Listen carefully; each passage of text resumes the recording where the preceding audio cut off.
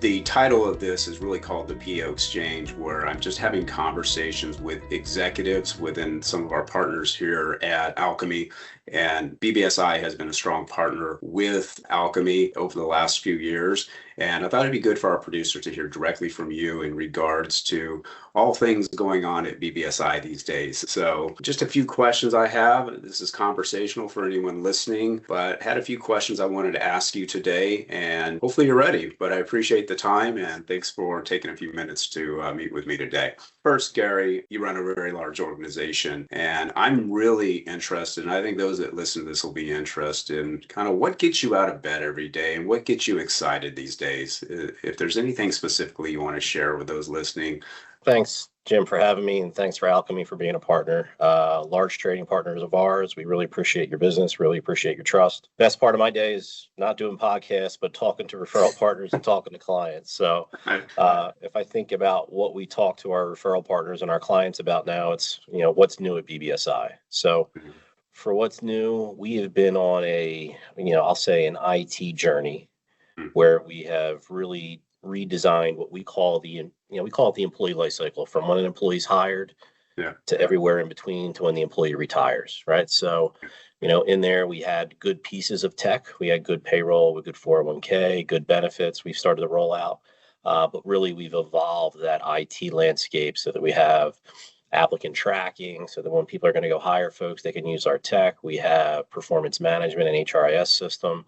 Employee files. We have all these different techs that we've been rolling out to really make our business owners' life easier. So we've got really good tech with really good people, and that's our go-to-market. And we feel, as I talk to other PEOs and leaders out there, the market seems to be changing. I'd be interested from your perspective, when you look at the market shift going on right now, is there anything that you see happening that's changing over the last year, or anything that you find yourself talking about kind of more than anything else as you look at the landscape and the market shift? So market shift, do you mean insurance and rates, or do you mean other things? Yeah, in the PEO industry and just in general, anything you're seeing with, like you said, the shifts in the market as it relates to rates. Yeah, I'd be interested in your perspective on that. Health insurance in general has been a harder market. So we offer health insurance, we offer workers' comp.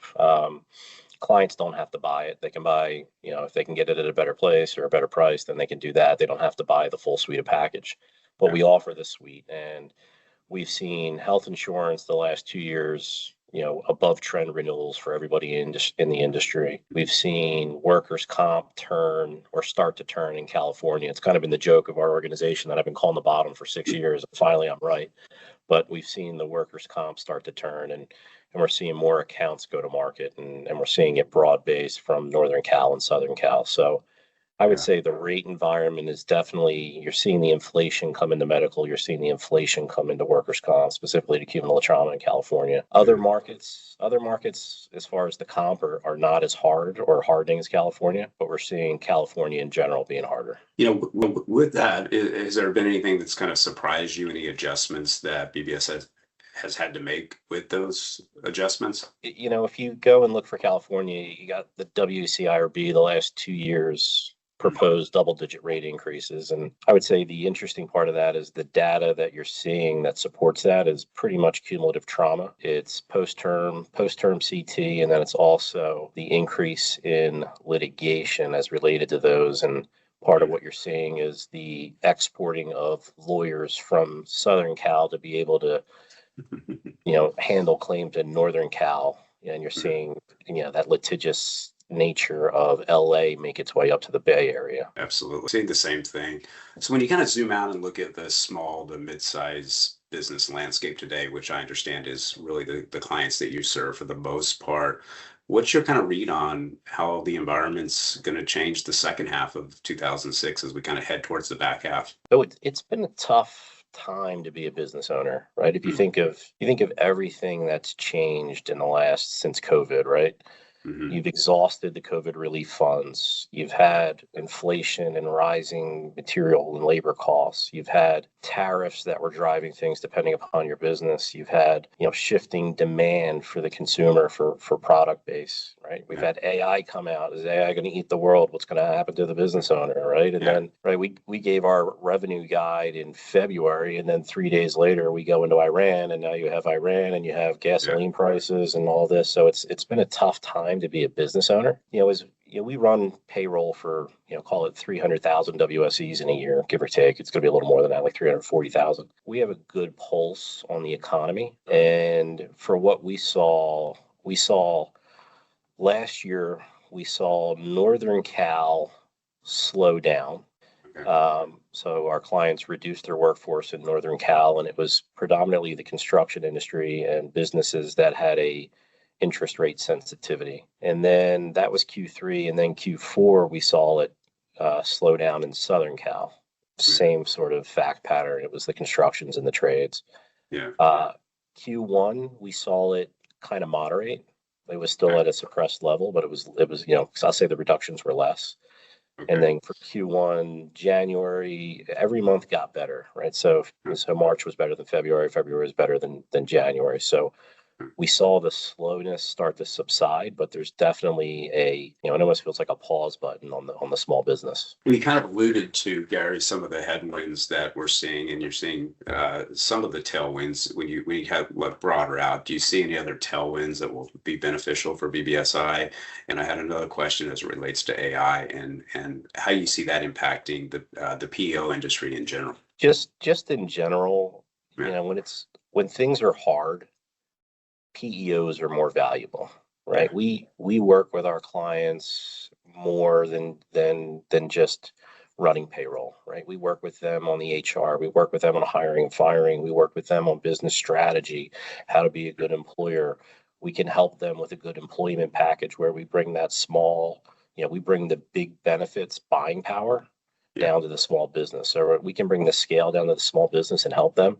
So typically when times are tougher, we do better. That's great, and we're certainly seeing that across the industry right now. So when you think of BBSI, and I'm going to assume there's people that are going to listen to this have never even heard of BBSI, how would you frame up today versus how you would have framed up BBSI, let's say 3 or 4 years ago? Sure. So we are, if you're unfamiliar with BBSI, we are a PEO. We're national. We have pretty much 100 sales offices. We're in almost every state. It's easier to say the states we're not in. The states we're not in, it's because they don't have a heavy population like North Dakota. So we're a national PEO. We are broker friendly.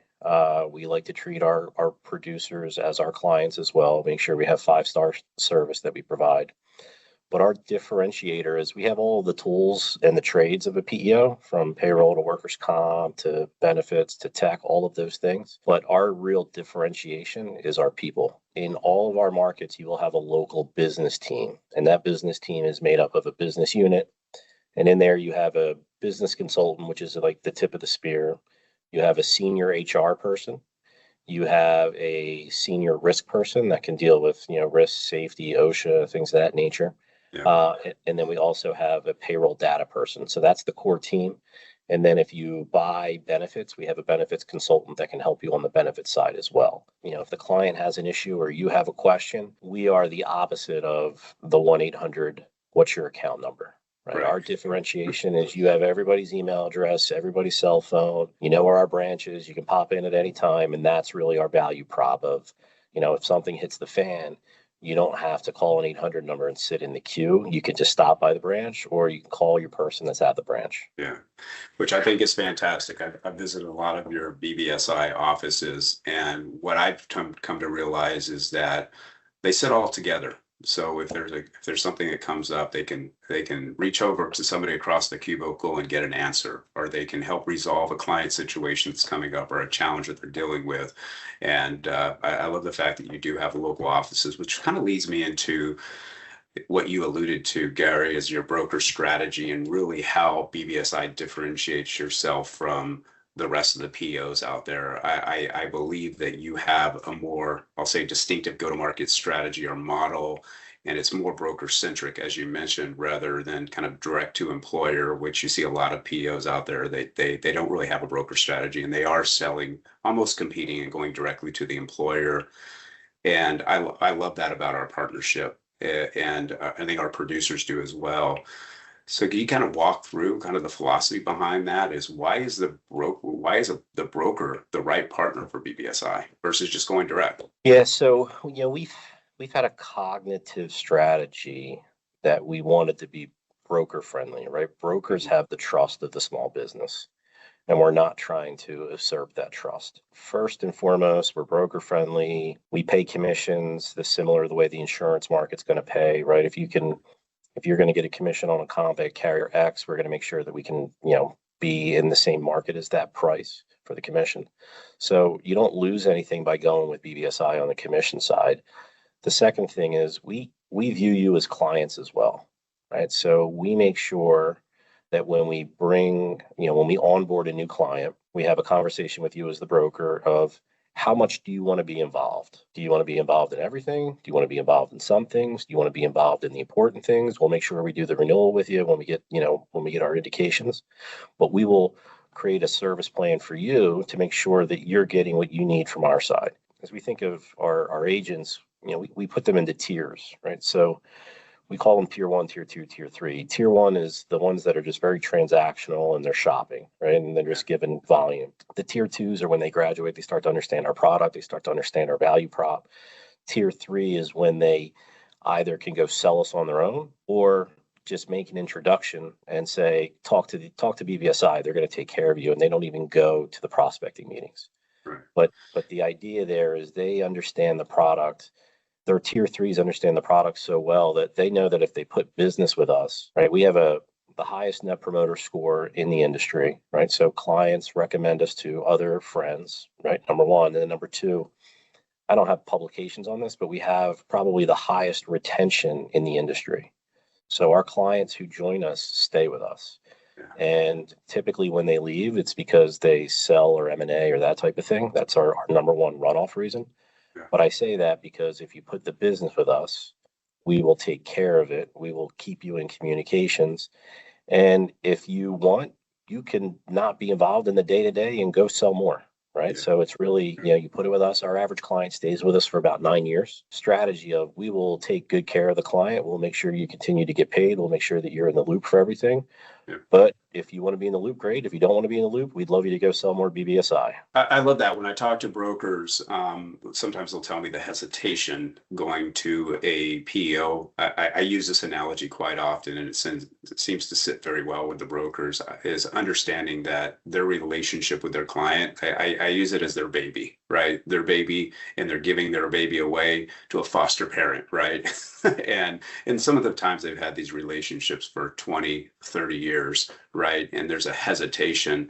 So to hear that from you brings a lot of reassurance to our brokers that if they send that baby, you're going to keep them in the loop. If that baby starts to cry, whine, if that happens, that you understand the sensitivity of that's their client and you're watching their baby for them.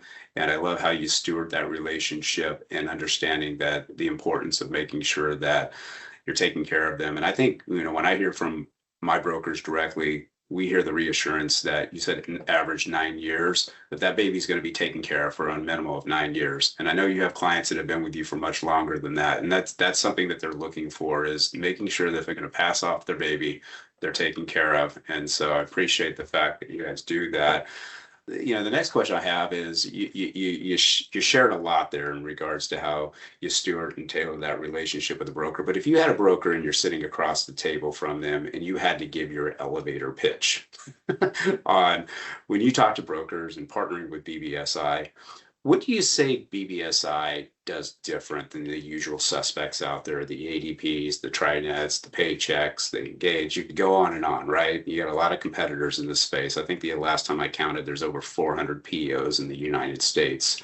What's your elevator pitch or your differentiation when you talk to brokers? It really gets back to that business team, right? So Yeah. we have the power of the pen for the health insurance. We have the power of the pen for the workers' comp. We have a true underwriting team. We've got actuaries. We got claims people. Like we have all of those insurance tools, but really it comes down to that local team. That local team is our differentiator. We got good tech, good insurance product, good referral partners, but that local team the hardest part of scaling our business is people, similar to your business, right? The hardest part of scaling our business is people. We're in the people business. We tier our people well. We've been an employer of choice for 5 years.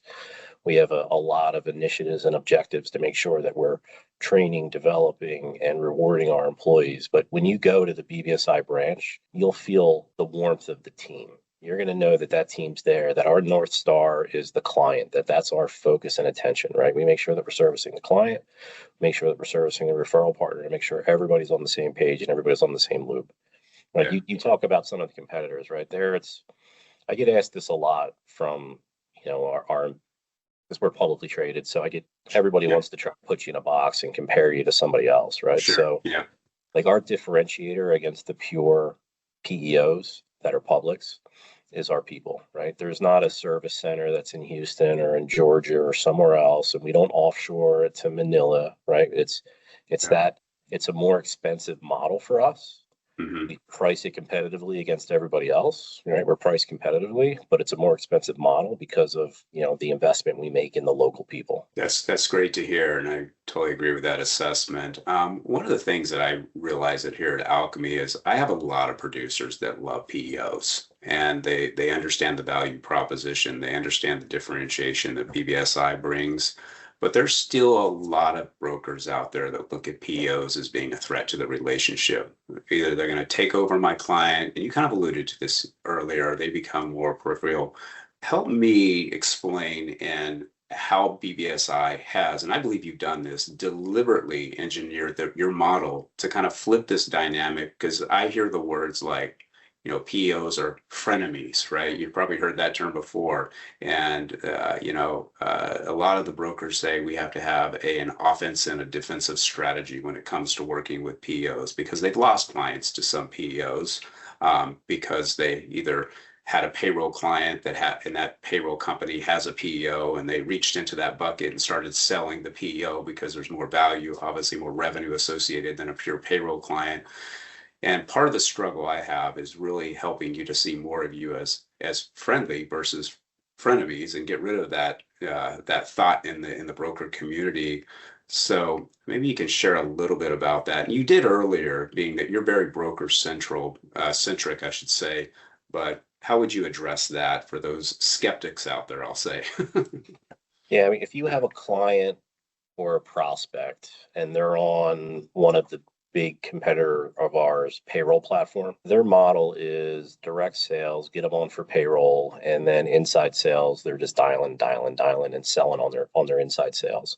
Yeah. So if you have a prospect or a client that's with one of the other bigs for payroll, you know that their PEO division is going to call them to try to take that business from you. So that's what the market does. We don't do that. We don't have a direct sales team. Our sales team is responsible for working with referral partners and referral partners only. We don't go direct. We have a website. Some business comes to us directly, but the first question we always ask is, well, it's not the first question. We usually say, hello, how are you? Yada, yada, yada. But after you get through why you've been in business, we always make sure we understand who they're working with, because if we can, we want to work with that referral partner too, because ultimately, you win one client, you get one win. If you win one referral partner, you get many wins. Right. And that's the way we try to scale. And we're very aware, very cognizant. We have, if you bring a client to BBSI, we give a BOR to you. We make sure we protect it. Somewhere down the road, if say the client's going to BOR somewhere else, or they're asking for a loss run, right? We're going to go to you and say, hey, they're asking for a loss run. When's the last time you talked to them? Or, hey, we got a BOR. We're going to cool off for 10 days to see if you can get the business back. Right. So we really try to protect it for you. We have SOPs on our side for what our expectations are for how we treat referral partners as a client. We want to make sure you have the same 5-star experience that we want to deliver to our clients as well. Yeah, I'm glad you mentioned that, Gary, because one of the things I tell all of our brokers is, you might not think about it being that you're selling a monoline line of insurance or multiple lines of insurance, but know who your client is doing payroll with, right? If you don't know who your client's doing payroll with, unfortunately, we've lost clients to that very point that you made, where they were doing payroll with one of the big payroll companies that have a PEO. And like you said, they bring them into the payroll only to cross-sell them into the PEO. And fortunately, BBSI does not have that, but that I think that becomes one of the areas that I'm really trying to emphasize importantly internally. You just said it, and we've got case studies around why it's important to know who they're doing payroll with. But I guess the question might come out is how does that kind of translate to something the broker can actually sell?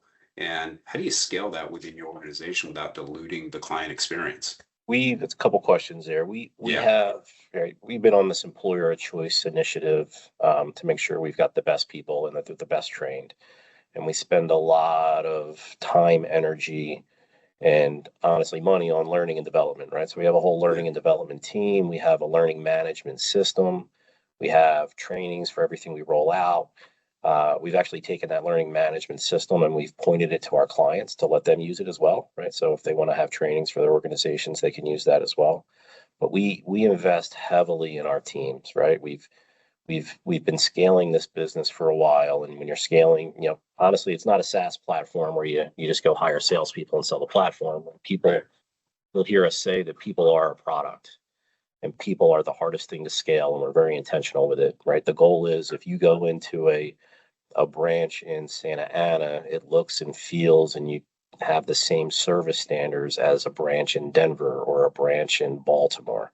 So we've got consistency in how we operate. We've got SOPs for how we operate. We pretty much got your sales motion, and then you've got your operations motion. Yeah. And we make sure that we have focus and attention on both sides. No, thank you for that. I'm not naive, right? You work with other large brokers like ALKEME, and many of them are some of your top producing brokers. I'd be interested when you look at those top producing broker partnerships that you have. Is there anything that they have in common in regards to what's making them a successful partner for you? Each of our branches has a local sales person or a local sales team. Right. Some of our branches are larger and they may have 5 salespeople in the office. Some of our branches are developing and they may have 1. But really, it's that one-to-one relationship, right? So if you're a producer, you will get a sales. We call them business development managers. You'll have a business development manager. You'll have access to the AM and the rest of the branch and whatnot, but you'll have that one point of contact. And that one point of contact is the difference. You get to know them, they get to know you. How do you sell? How do you position? Is it new for you? I call it new, right? So it's a new prospect for you. It's new for us. All right. If it's new for you, how do we want to position this? What do we want to do? Maybe we can sharpen our pencil a little better if it's going to be a win for both of us. So we really have that strategy of, how do we go in together? How do we position this together? And if we got to be price competitive, what's the price we got to beat the market? So let me flip that question. You have partnerships that work very well. And then unfortunately, you have broker partnerships that don't work so well. When you think about a broker partnership that's not working well, what would you say some of the key attributes to that would be? Our team is really the secret sauce. And where we fall down with a partnership is when the partner just wants to spreadsheet us, right? And doesn't get us in front of the prospect. When we get in front of the prospect, we close 34% of the deals. It's getting us in front of the prospect because they can see, like it's hard, right? My mother still doesn't know what PEO is. My wife doesn't know, right? So it's hard. It's an intangible, right? So how do you make it tangible? And we make it tangible in our discovery process where we go out and meet with the business owner, and depending upon what their pain point is, we'll bring the best of BBSI, right? So if they have a payroll issue, we'll bring a payroll person. If they got a risk and safety, we'll bring a risk and safety. If they've got a PAGA lawsuit or a wage and hour or this or that, we'll bring our HR in to help them, right? And we'll do free discovery on both sides, but they get to see what the value of the team is. And that's when we get in front of the prospect, that is when we have the best success. It falls down when it's just a spreadsheet exercise and you're trying to save a penny on rate. So I wanted to kind of shift a little bit to kind of why brokers don't bring in PEOs, because we see that you have some that are very pro PEO, like I mentioned before. You have some that they won't. And industry wide, I think the PEO penetration really sits in kind of the mid-single digits for eligible small businesses or small to medium sized businesses. So from your seat, why isn't that number 30% or larger? It just seems like it's such a great solution. And what do you think actually keeps this is a 2-part question. I'm good at asking you 2 questions at a time. What do you think actually is keeping brokers from leading with PEO?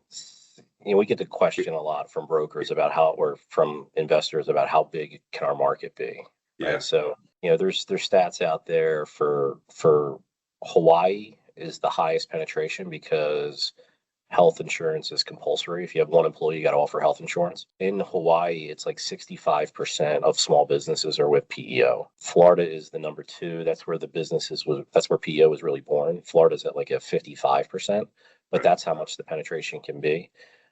Nationally, you get different stats all the time, but nationally, the penetration for the PEO industry is about 14%. So as I think of how much more we can grow, the industry can grow 10 times without, it's not like Verizon having to try to steal clients from T-Mobile, right? There's that much business out there.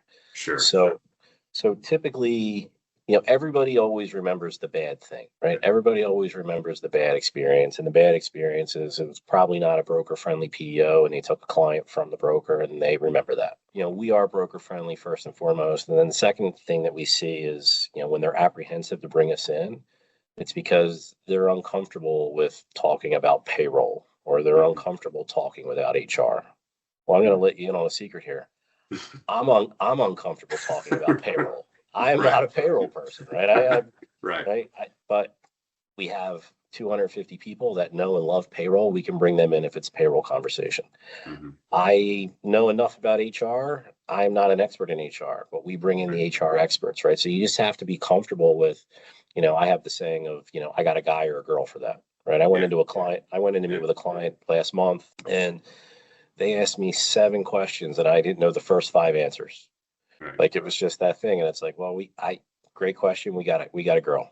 Great question. We got a guy. And you have to be comfortable with that and that comes with reps. That comes with experience of dealing with us. Our goal is to make you look well. We know it's, it's revenue for you. It's a client of yours. It's a baby of yours. And we don't want to screw that relationship up. And we make sure that when we go in, we bring the best of BBSI, and we won't disappoint you. I 100% agree. I find that, the hesitancy that the brokers have in leading with PEO is one. I think there's a lot of misinformation out there. Unfortunately, not all PEOs are created equal, and sometimes they found the bad apple, right? And so because of that, they base their ongoing experience based on maybe working with one PEO versus another. So a lot of what I try to do through forums like this is to educate, is to walk through that misinformation, that fear that they're going to lose a client. And so I appreciate you kind of clarifying that for us. When you think about a broker who decides not to introduce a PEO into the conversation, and they clearly need one, and we see that by asking a few great discovery questions, we can clearly see that they need a PEO.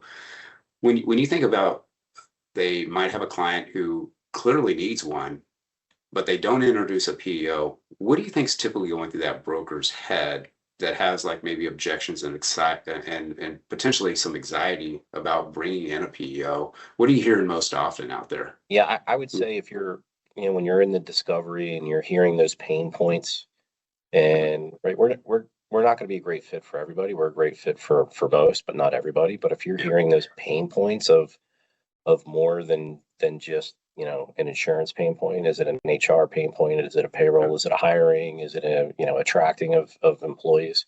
Mm-hmm. Right. Those pain points are things that are triggers for us that you should really be comfortable with of, okay, I'm going to solve the insurance problem, but I'm also going to solve the employee problems. And that's where we really excel. And for folks that are apprehensive to it, I think it's literally gets back to that, that you haven't, until you've seen it, until you've brought a client on, until you've seen the onboarding, until you go to our stewardship meeting and you understand all of the work that we're doing and the value we provide. It's really getting that first one in, us doing it well, and then you seeing it. And then after that, that's when the volume starts to increase, right? Like typically when we have a new relationship, nobody wants to send you their crown jewel for their first one. Right. They're going to send you the thing with hair, or they're going to send you the client that's a pain, or this or that, and see how you do to test you out. And we're fine with that, right? We know that we'll service it well, and by doing that, we'll earn your trust. So let's talk about a question that I probably, Gary, should have led with, and that's money. Brokers, no surprise to you, is they're worried about bringing in a PEO potentially because they live and breathe in their livelihood around residual income on things like health, workers' comp. Depending on how you answer that, why hasn't the rest of the industry followed BBSI's lead on this? In general, we pay commission, right? I can't be specific because it changes by state and all these different Sure. things, right? So Absolutely. depending upon the state, whether it's a PEPM, whether it's a percentage, right? So every state has its own, like what we try to do is we look at what the insurance market pays for either comp and benefits, and we try to mirror that on our side. So we will pay you a commission on the comp if you bring us the comp. We'll pay you commission on the comp and benefits if you bring us both. Yeah. The selling point for a lot of this is, I haven't seen many agencies do both sides, P&C and EB well. Mm-hmm. Every agency has the model of, or the desire to sell all the products to one client. I haven't seen it mastered anywhere, to be honest with you. To try to cross sell from the EB to the P&C or the P&C to the EB. I mean, everybody's got that thesis, but I haven't seen it execute flawlessly anywhere. For us, say you don't know anything about benefits and you're a P&C broker. Yeah. Bring us the P&C. If we write the comp, we'll pay you on the comp. If we write the benefits, we'll pay you on the benefits, even though you're not even a benefits person.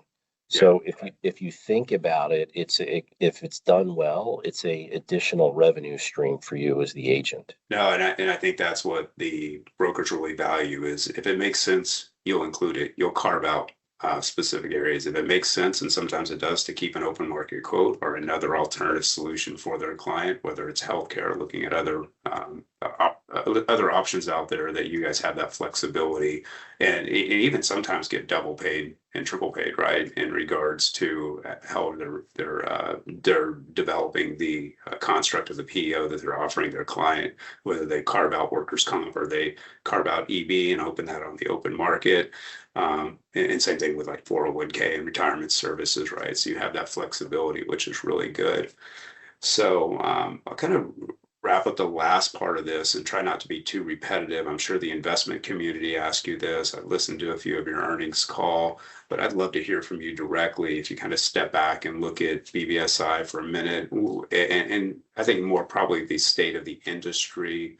What do you think PEO and outsourcing HR industry is in its life cycle? Are we still early? Are we kind of mid? Are we at that really where we've matured? Do you have any insight into where you think it's at? I think it's still early, right? If I think of just the basic model, right? So if I think of my house, I have somebody that cleans my house. I have somebody that I take my clothes to for a dry cleaner. I got somebody that cuts my grass. I got somebody that, yada, yada, yada. Right. So I've outsourced all those things because I found my time is more valuable and I don't want to do that. Right. So if you think of the business owner, right, they get into business because they have a product or an idea. And then they want to scale. And then when they start to scale, they have to hire people. And they hire their niece, their nephew, their neighbor's kid, their friend, yada, yada, yada. They start to grow that way. And then they hit an inflection point where they've got to hire strangers, or they hit that inflection point of they're bogged down in compliance and regulations, right? You get into business and you find yourself working in the business, not on the business. And that's where we can come in, right? We can handle the HR. You don't need an HR. Like I like to think of our model as fractional ownership. You don't need HR 40 hours. You don't need one person 40 hours a week. You need one person 3 hours a month. And that's where our model fits really well.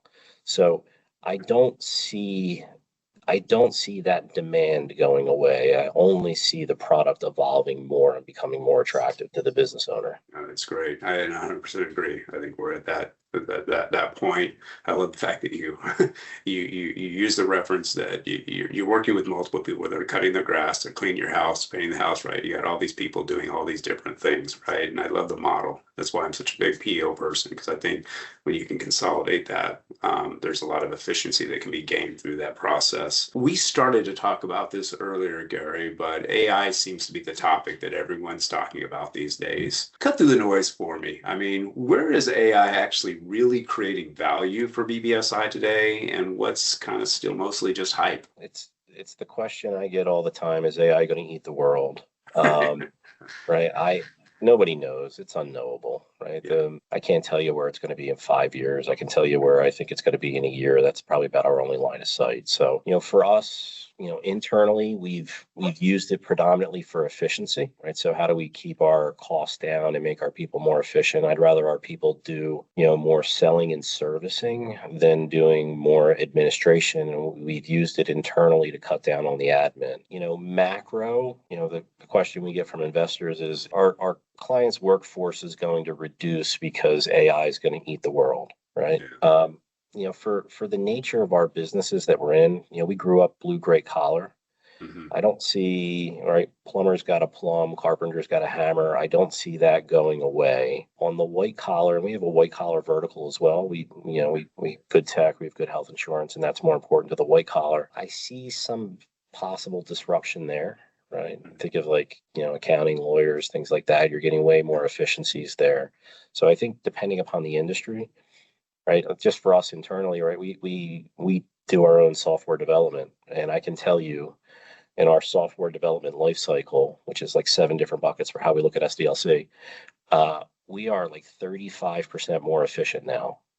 And that, we're not doing this to reduce costs, but what we're able to do is bring more product to market. And if you look at our product rollout, we've rolled out product way quicker than we have historically because we were able to adopt this. And then the next thing is, how do we bring this to our clients? Our tech stack is built in a modern tech stack. We have things we're working on, but we don't have that magic bullet yet. We've done things for our clients to make them more efficient, but we haven't done anything, and we're investing in it, but we don't have, call it that answer yet for how AI is going to benefit our clients through our tech stack, but we know that we're going to be rolling that out in the future.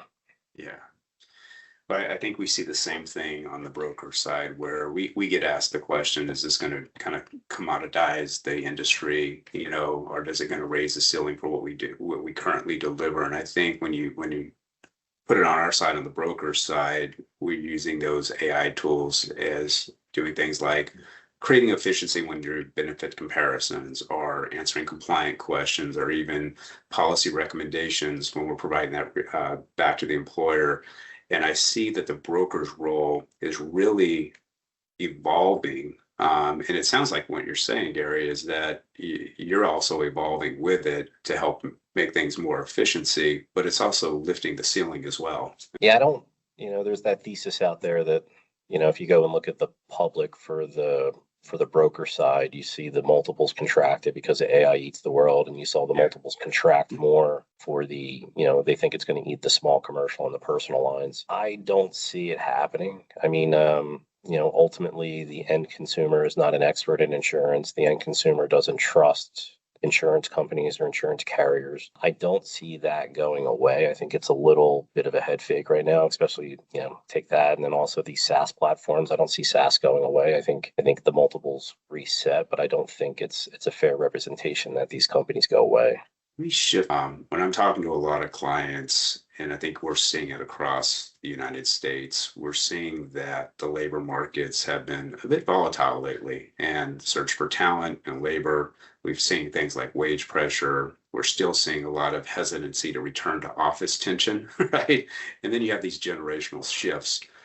What are you guys telling clients about their workforce challenges right now, and is BBSI kind of helping navigate some of those real challenges? I mean, with wage pressure, with return to office, you got the generational shifts, as I mentioned. What are you guys telling clients? I'm a big believer in you got to practice what you preach, Yeah. right? So if we want to teach our clients or coach our clients for how to be an employer of choice, we better be an employer of choice, right? So we make sure that we take lessons we've learned, right? Because we have scale, we have size, right? It's hard to be the small business owner, right? We have scale, we have size, we've got experts. I can go outside and get different opinions, get different counsel. Like, they don't have as much access to that.